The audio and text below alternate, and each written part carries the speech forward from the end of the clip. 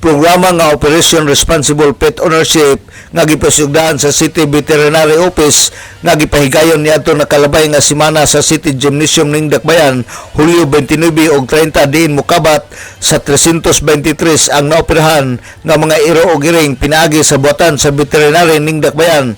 Ang operasyon sa maong mga hayop aron pagpugong sa pagpanganak nga dili modaghan.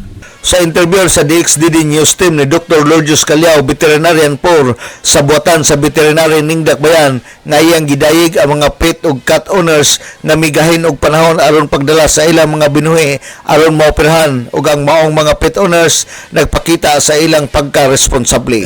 Isip mga responsable nga mga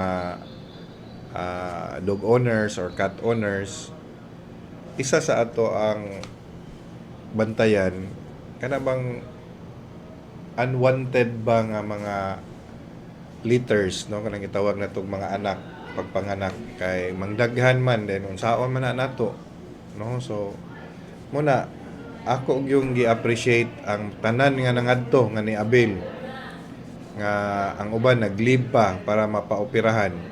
So nagpakita gyud sa ilahang pagka-responsable. Si Dr. Lourdes Callao. Sa pagkakaroon, nakita ni Dr. Lourdes Callao nga milihok na ang barangay kalabot sa ordinansa sa syudad nga responsible pet ownership o naghinahinay na sila sa pagpangrehistro sa mga iro o iring.